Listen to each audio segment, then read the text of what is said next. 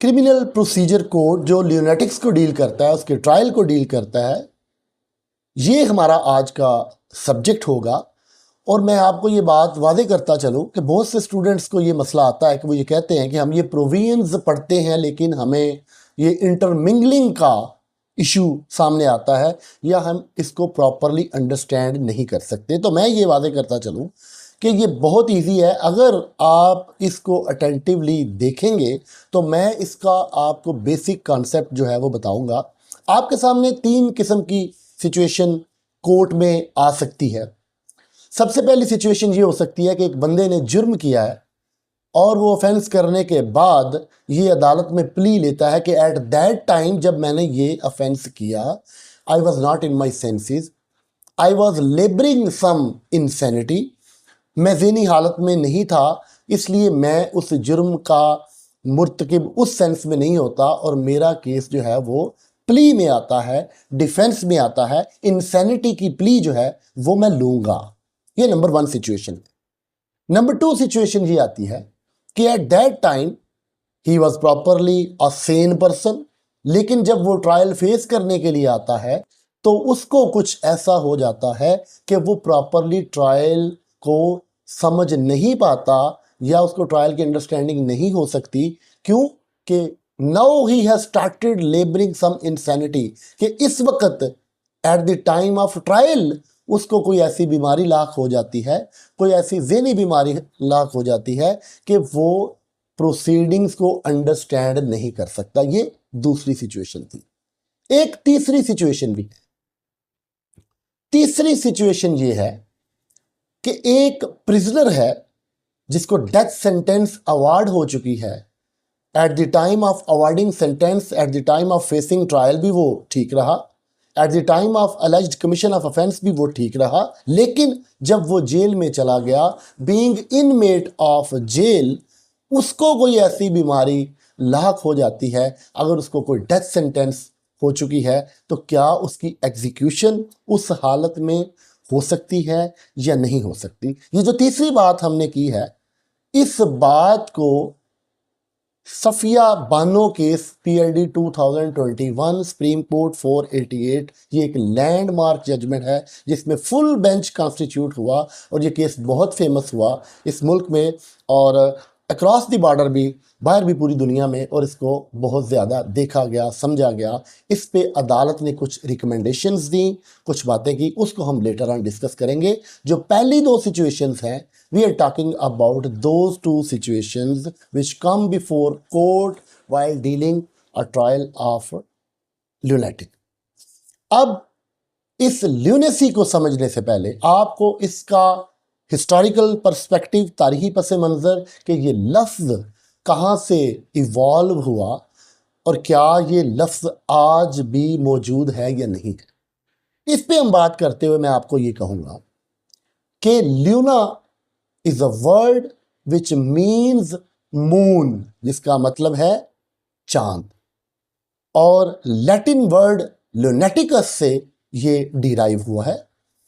और इसके बारे में ये कहते हैं, अगर आप एंशियंट जो राइटर्स हैं उनको देखेंगे, जिस तरह अरिस्टोटल ने कहा था कि जो फुल मून होता है वो इंसान के ब्रेन पे असरअंदाज होता है और उसको एपिलेप्सी या उस जैसी कुछ और काइंड्स की बीमारियां लाहक हो सकती हैं। स्लीपलेसनेस की बीमारी भी उसको हो सकती है और उसके अलावा उसको he can walk while sleeping. आपने बहुत से लोगों को देखा होगा कि आपके इर्द गिर्द बहुत से लोग हैं जो सोते हुए भी चलते हैं। इस किस्म की बहुत सी जो मेंटल डिजीज़ हैं वो उसको हो जाती है।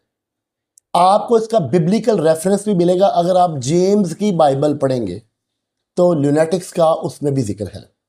फुल मून के फेजेस को ये कहते हैं कि जब फुल मून को देखा जाता है तो वाइल्डनेस आती है, बीमारी आती है, और इस वाइल्डनेस की मिसाल मैं, it is courtesy to honourable justice Suhail Nasar, जो मेरे साथ, वो मेरे कोलीग भी रहे, मेरे उस्ताद भी रहे।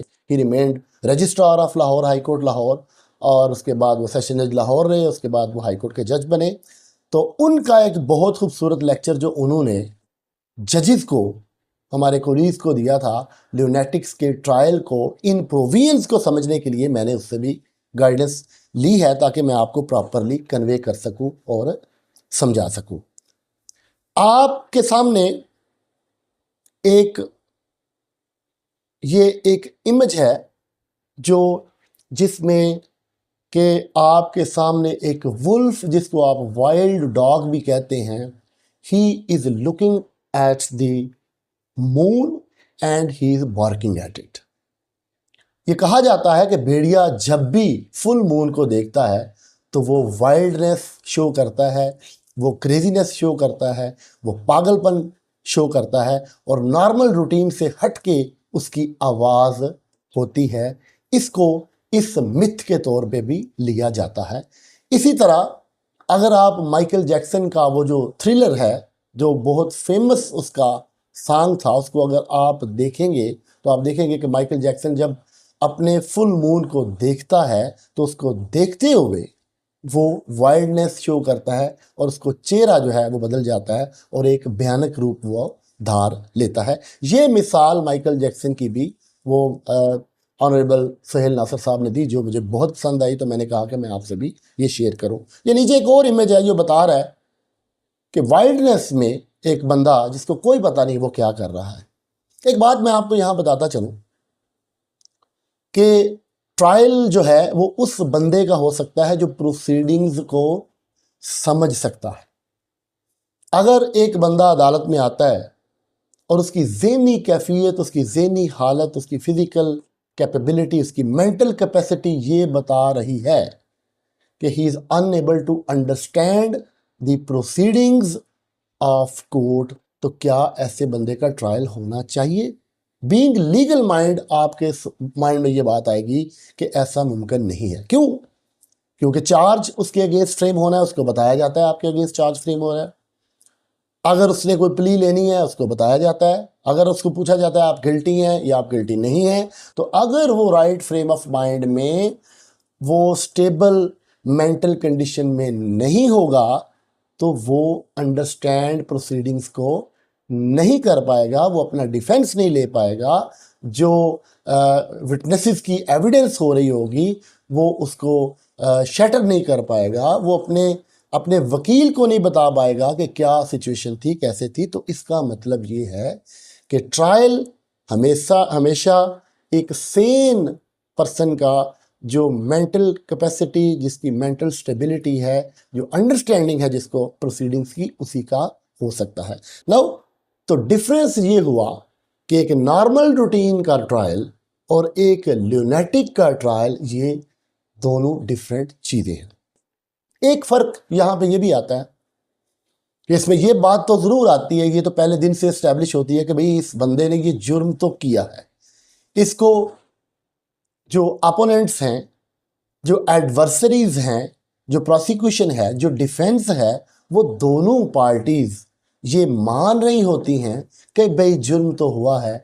अब इंसैनिटी प्ली जब सामने आती है, ये चीज़ सामने आती है कि भाई जुर्म तो हुआ है, इसको तो एक्नॉलेज किया जा रहा है, ये तो एक्सेप्टेड फैक्ट बन जाता है। तो क्या जब जुर्म किया गया, अगर वो प्ली ली जाएगी कि at that time I was not in a fit state of mind, या अगर मैं इस वक्त ट्रायल फेस कर रहा हूं तो क्या ये जो मुल्ज़म है ये फिट स्टेट ऑफ माइंड में है या नहीं है। तो that is the question. Meaning thereby कि सबसे पहले आपको ये डिसाइड करना पड़ता है, इन प्रोविजंस में से गुजरने से पहले अगर आपको इस कॉन्सेप्ट की समझ आ जाएगी तो आई विल अश्योर यू कि ये प्रोविजंस पढ़ना, इनको लिखना, क्वेश्चन को पेपर में अटेम्प्ट करना आपके लिए बहुत आसान हो जाएगा, क्योंकि आपको इसकी अंडरस्टैंडिंग हो जाएगी। तो सबसे पहला क्वेश्चन जो कोर्ट डिसाइड करेगी वो ये करेगी कि ये जो बंदा मेरे सामने आया है, क्या ये इस स्टेट ऑफ माइंड में है। यहां पे court has to be at its God's.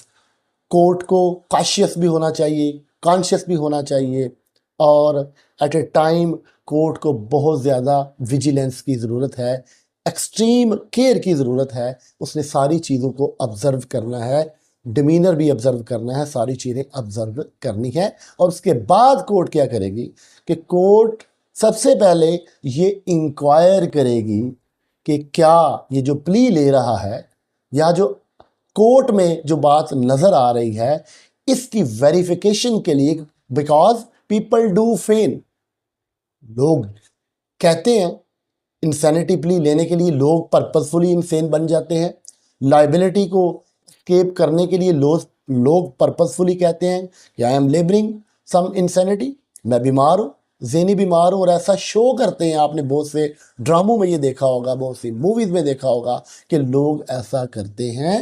And sometimes people do succeed, लोग इसमें धोखा देने में सिस्टम को कामयाब भी हो जाते हैं। तो जब आपका पहला जो पार्ट है इंक्वायरी का वो कंप्लीट हो जाएगा तो उसके बाद आप दूसरे हिस्से की तरफ चले जाएंगे।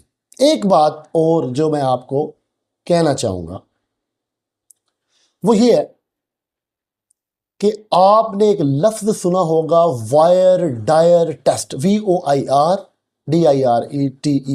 वायर डायर टेस्ट, जिसको आपने जब आप कॉम्पिटेंसी ऑफ विटनेसेस का आर्टिकल 17 और 3 को के कंबाइंड इफ़ेक्ट को देखते हैं तो आप ये देखते हैं कि अदालत आपका एक टेस्ट लेती है कि क्या ये विटनेस कॉम्पिटेंट है या कॉम्पिटेंट नहीं है। वो सर्टन क्वेश्चंस पुट करती है किसी टेंडर ईयर्स के एज के बच्चे को, क्या ये विटनेस जो है इस काबिल है, या एक्सट्रीम ओल्ड एज है, कोई ऐसा बंदा है जिसको समझ नहीं आ रही प्रोसीडिंग्स की, तो उससे भी ये सवाल किया जाता है। That is called inquiry and that is always part of judicial file, that is always part of record, court record.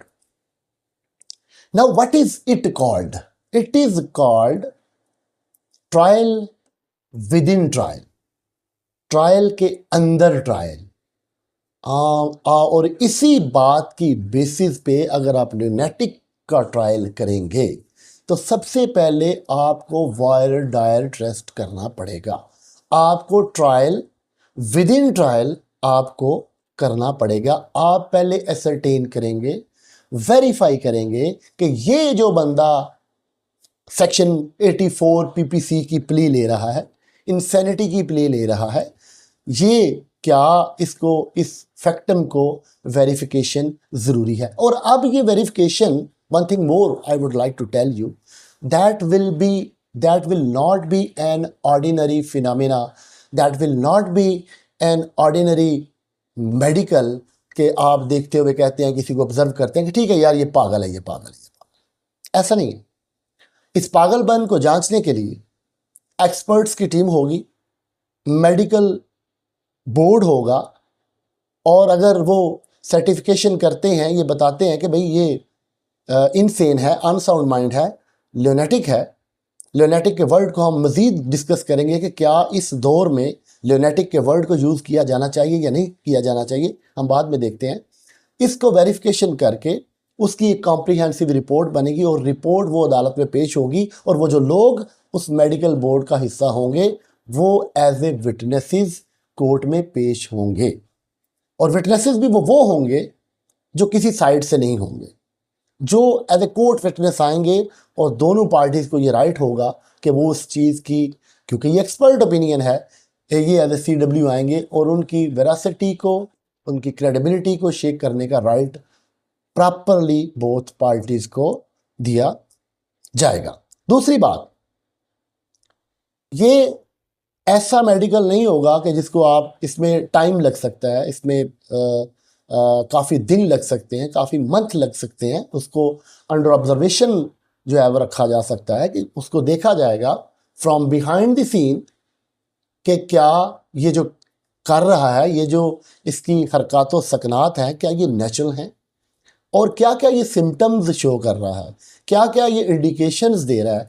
इस चीज़ को it can be a time taking process. The moment the court enters into the domain of first test, that is wire diet test, that is trial within trial, the inquiry which will be based on those evidences by expert witnesses by the medical board कि ये इस काबिल है या ये सही insanity है, इसकी ये शिज़ोफ्रेनिक है, या ये आप कह लें इम्बेसिल है, या इडियोसिटी शो कर रहा है। बहुत सी काइंड्स हैं ल्यूनेटिक की, बहुत से इसके कंपोनेंट्स हैं, बहुत सी इसकी ब्रांचेस हैं जिसको मेडिकल साइंस अब एक्नॉलेज करती है। Extreme stubbornness is also it's one kind, ये भी है। तो ये देखा जाएगा। उसके बाद जब जिस लम्हे कोर्ट ये इस बात की तरफ चल पड़ेगी तो ये समझा जाएगा कि trial under 466 criminal procedure code, ये जो सेक्शन है 466, जहाँ पे पोस्टपोनमेंट ऑफ ट्रायल हो जाएगा या इन्वेस्टिगेशन हो जाएगी या जो भी मामला सामने आता है, तो ये समझा जाएगा कि ये पोस्टपोन हो गया है।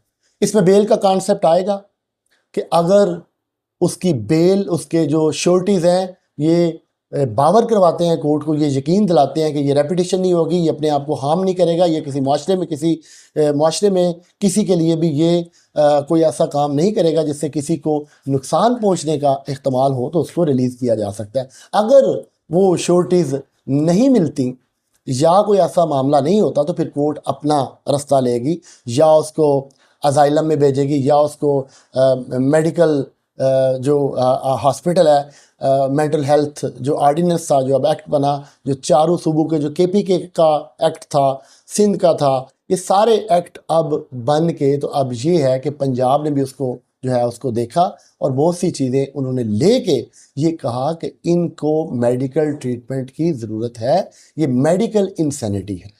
और वो जो बात हम PLD 2021 supreme court 488 Safia Bano case में कर रहे थे, उसमें वन ऑफ द रिकमेंडेशन ये थी कि ये जो पागल आप कहते हैं, स्टिग्मेटाइज करते हैं किसी बंदे को, अनसाउंड माइंड कहते हैं, इन टर्मिनोलॉजी को, इन वर्ड्स को स्टैट्यूट से, कानून से इनको हज़फ कर दें और उनकी जगह आप अल्फाज ये यूज़ कर लें कि ये मेंटल इलनेस का शिकार है या ये फलां बीमारी का शिकार है, to avoid stigmatisation with respect to that particular person.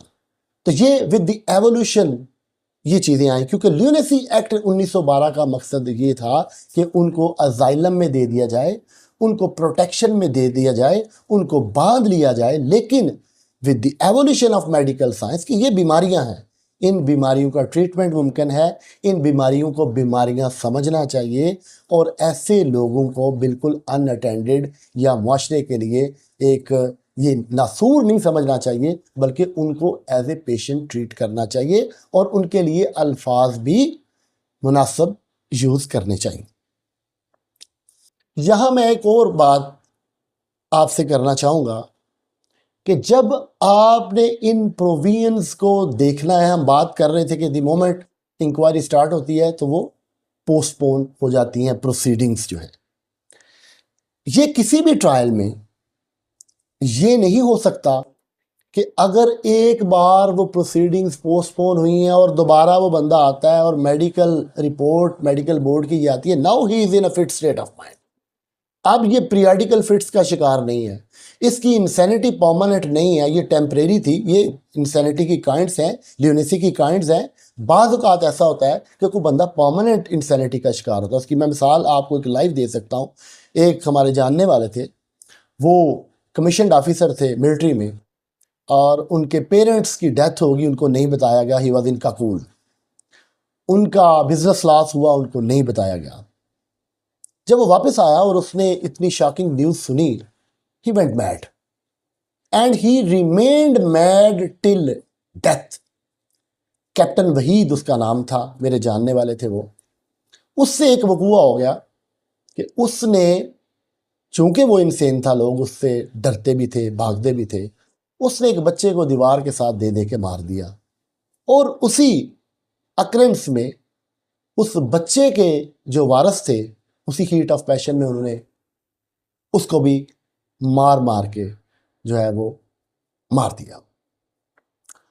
ये अलग बात है कि वो बात बाद में राजीनामे की तरफ चली गई या कंप्रोमाइज़ की तरफ चली गई, लेकिन इसमें एक बात बड़ी वाज़ेह है कि क्या उसका ट्रायल होता तो उसकी परमानेंट इंसैनिटी इन क्वेश्चन आनी थी या नहीं आनी थी, और अगर उसने वो वकूआ किया था और उसके साथ जो किया गया, क्या वो मर्डर अक्रेंस के मुर्तकिब होने थे या नहीं होने थे। तो ये बहुत से क्वेश्चंस जो हैं ये सामने आते हैं। That was the case which I have coated before you, that was of permanent insanity. बाज़ का पीरियाडिकल इंसैनिटी होती है कि एट दैट टाइम जब उसने वकूआ किया वो उस हालत में था जिसमें उसकी ज़हनी हालत ऐसी नहीं थी, और बाद में वो ठीक हो गया। कभी वो ठीक हो गया, कभी वो रिलैप्स कर गया, कभी कुछ हो गया।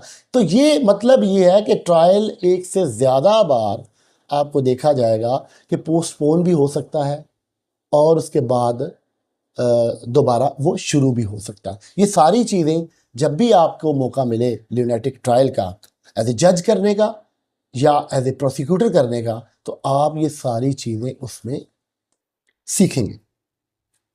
नाउ एक और बात जो मैं आपको बताना चाहूँगा कि इंटरनेशनल क्लासिफिकेशन ऑफ डिजीज़ जो है, जो वर्ल्ड हेल्थ ऑर्गेनाइजेशन की रिकमेंडेशंस में है, उसमें ल्यूनेसी और अनसाउंड माइंड की काइंड्स को डिस्कस किया गया है, बहुत सी चीज़ों को डिस्कस किया गया है। अगर आप इसमें ये देखेंगे तो ये अलॉजिया जब कोई बंदा बोलता नहीं है, avolition no motivation, apathy no emotional response. अगर आपको ट्रायल में एक बंदा आता है और आप उसका ट्रायल कर रहे हैं, उसको ये पता ही नहीं है कि वकील ये क्या बोल रहा है, जज साहब क्या कह रहे हैं, एंड ही इज़ शोइंग, वो ऐसे ही कह रहा है कि जैसे वो किसी भी बात का उसको इंटरेस्ट नहीं है। He is showing no emotional response, उसको कुछ पता नहीं है। तो क्या ऐसे बंदे का ट्रायल जारी रहना चाहिए, या सबसे पहले उसको ये इंक्वायर कर लेना चाहिए ट्रायल कोर्ट को कि क्या इसकी मेंटल कैपेसिटी है कि whether he can face the trial or not, or whether he is aware about the implications of the trial or not। ये सारी चीज़ें इन दैट सेंस इंतहाई इम्पोर्टेंट है। कोर्ट ऑन हिज ओन ये नहीं कह सकती कि देखने में ये लग रहा है कि ये पागल है। That is not the case, that will not be the case. Court has to appoint medical board, he has to write to the medical authorities to verify the claim of the claimant, और जो उसके behalf पे plea ली जाएगी। ये सारी चीज़ें वो देखेंगे। अब अगली प्रोविजंस से भी पहले कुछ प्रेसिडेंट्स और जो कानून ल्यूनेटिक्स के ट्रायल को डील करता है, मैंने पहले भी आपको ये कहा कि अगर आप इन चीज़ों को गौर से समझ लेंगे तो ये प्रोविजंस आपके लिए पढ़ना बहुत आसान हो जाएंगी। और ये जो आप ये बुलेट पॉइंट्स देख रहे हैं, ये बुलेट पॉइंट्स ही आपके पेपर में, आपके एग्ज़ाम में आपके हेडिंग बन जाएंगे और आपको ये सारा टॉपिक समझ आ जाएगा। ये आप 467 देख रहे हैं, रिजम्पशन ऑफ इंक्वायरी या ट्रायल के रिज्यूम कर जाती है जब बताया जाता है अदालत को। मेडिकल बोर्ड कहता है कि ये he is in a fit state of mind, he can face the inquiry, he can face the trial, तो ट्रायल रिज्यूम हो जाएगा, शुरू हो जाएगा। अब यहाँ एक क्वेश्चन ये आता है, एक तो ये है कि जो प्रोसीडिंग्स तब हुई जब वो फिट स्टेट ऑफ माइंड में था, whether those proceedings are protected और not. Answer is those proceedings will be protected, those will form part of record. उससे आगे जो है वो प्रोसीडिंग्स जो है वो शुरू होंगी। एक से ज़्यादा बार भी आप में, जैसे मैंने कहा कि ट्रायल रिज्यूम भी हो सकता है, ट्रायल पोस्टपोन भी हो सकता है। दूसरी बात जो आपके माइंड में क्वेश्चन आना चाहिए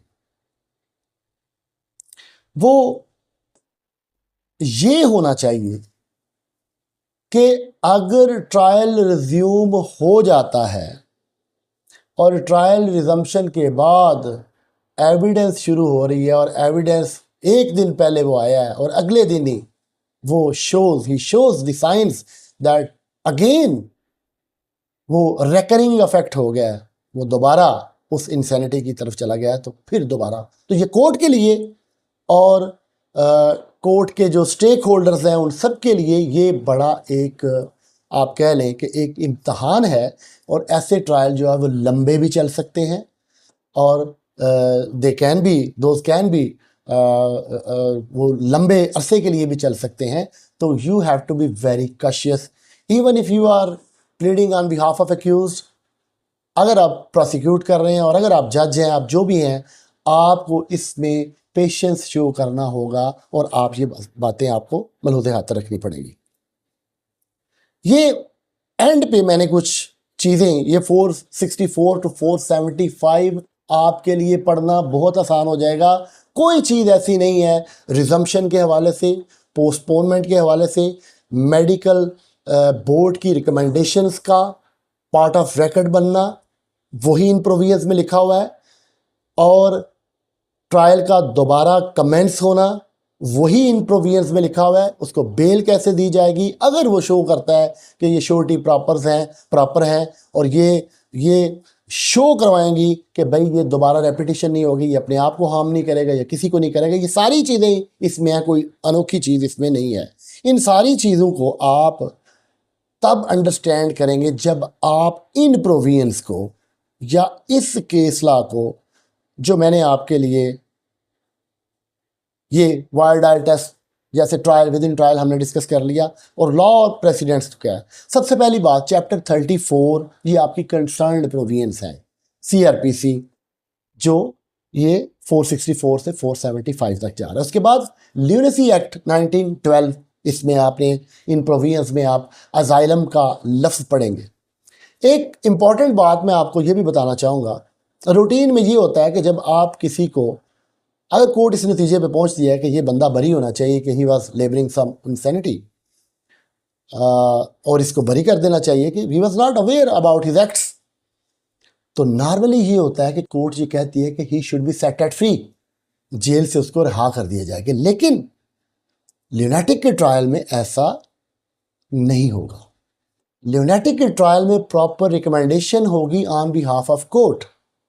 अगर तो उसकी श्योरिटी, अगर तो उसके ज़ामन वो ये कहते हैं, वो उसकी कोर्ट की सेटिस्फेक्शन होती है, तो वो एक अलग बात है। अदरवाइज कोर्ट उसको गवर्नमेंट के पास भेज देगी और उसको अंडर प्रोटेक्शन ले लेगी, ताकि वो फ्यूचर में किसी का नुकसान ना कर पाए और ना अपने आप का नुकसान कर ना पाए, अगर उसको रेकरिंग इफेक्ट होता है और वो दोबारा इंसैनिटी की तरफ चला जाता है। Lunacy act 1912 volume 3 high court rules and order, इसमें ल्यूनेटिक के ट्रायल के बारे में बात की गई है। Section 84 PPC, article 121 QSO। Now normally क्या होता है कि जब prosecution has to stand on its legs, कि मुल्ज़म तब तक बेगुनाह ब्लू आइड चाइल्ड समझा जाता है जब तक उसके खिलाफ केस प्रूव ना हो जाए। यहाँ पे ये है कि मुल्ज़म सेम समझा जाएगा जब तक वो ये प्रूव ना कर ले कि eight the time of alleged commission of offence he was not in a fit state of mind. वो शिज़ोफ्रेनिक था, वो जो है वो ऐसी बीमारी का शिकार था, वो इंसैनिटी में था, वो अनसाउंड माइंड था। वो ये साबित करना, ये बार उस पर होगा, और article 121 QSO will come into play. ICD international, जो मैंने आगे बात की कि WHO ने जो क्लासिफिकेशन की डिजीज़ की, ये उसकी बात कर रहे हैं। प्रिजन रूल्स 1978 ल्यूनेटिक के अनसाउंड माइंड के जो पर्सनस हैं उनके ट्रायल की बात करता है। उसका रूल 107 362 वो रेलिवेंट है। ये वो केस ला है PLD 2021 सुप्रीम कोर्ट 488, जिसमें फुल बेंच ने रिकमेंडेशंस दी इदारों को, और उसके बाद the use of these words who are stigmatic in nature, उनको उन्होंने कहा कि आप स्टैट्यूट से हटा दें कि ये ठीक नहीं है। आप मेंटल इलनेस की बात कर लें, आप जो क्लासिफिकेशन है डिजीज़ की जो WHO ने की है उसके मुताबिक उनका नाम, जो भी उसको बीमारी है वो रख सकते हैं। बीमारी एक्सट्रीम स्टबर्ननेस, जैसे मैंने कहा, आपकी जो ब्लॉक हेडेडनेस है। ब्लॉक हेडेडनेस मीन्स कि अगर आपको कहा जाता है, बहुत से 50 लोग हैं वो कहने वाले कि भाई इस गली में ना जाना, इस गली में रेबीज से मुतासरा एक कुत्ता है, वो आपको काटेगा और आपकी डेथ हो जाएगी, लेकिन आप ये कहते हैं मैंने जाना ही जाना है।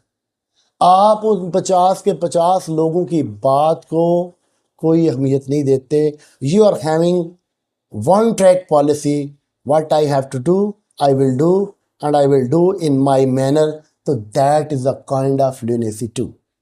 स्टबर्ननेस भी, डिप्रेशन भी। आपने बहुत से लोगों को आज रोज़ आप मिसालें सुनते हैं कि आइस का नशा करते हुए अपने बाप को कत्ल कर दिया, अपने भाई को कत्ल कर दिया, अपने जिस्म का हिस्सा अलहदा कर लिया। क्या कोई नॉर्मल इंसान ऐसा कर सकता है? तो आंसर इज नो। इररेजिस्टिबल जो इम्पल्स है उसको उस नशे की तरफ, वो इररेजिस्टिबल जो इम्पल्स है, that is a kind of insanity, that is a kind of lunacy, that is a component of unsound mindedness। तो ये सारी चीज़ें उसमें आएंगी। इसकी बहुत सी जो हैं वो काइंड्स हैं। PLD 2025 लाहौर 657 गालिबन ये जैगम केस है। PLD 2024 supreme court 75, 2024 PCRLJ 596, 2022 PCRLJ Peshawar 1822, PLD 2022 Lahore 512, PLD 2002 supreme court 92। ये एक्सक्लूसिवली इंसैनिटी प्ली के बारे में है। ये जो PLD 2002 सुप्रीम कोर्ट 92 है। 94 SCMR 1415, PLD 1995 पेशावर 125। तो ये जो कंसर्न्ड प्रोविजंस हैं, ये जो लॉ है, अगर आप इसको प्रॉपरली देख लेते हैं, इसको समझ लेते हैं, गो थ्रू हो जाते हैं, तो इन प्रोविजंस को समझना आपके लिए या अटेम्प्ट करना क्वेश्चन को आपके लिए कोई मुश्किल काम नहीं होगा। और इस पूरे के पूरे कंप्लीट टॉपिक को समझना इन इट्स एंटायरिटी, ये आपके फिंगर टिप्स पे होगा। और ये था कि ल्यूनेटिक का ट्रायल हमने कैसे करना है, कैसे कंडक्ट करना है। तो ये सारी चीज़ें जो हैं वो आपको इन प्रोविजंस में मिल जाएंगी। तो that was all about trial.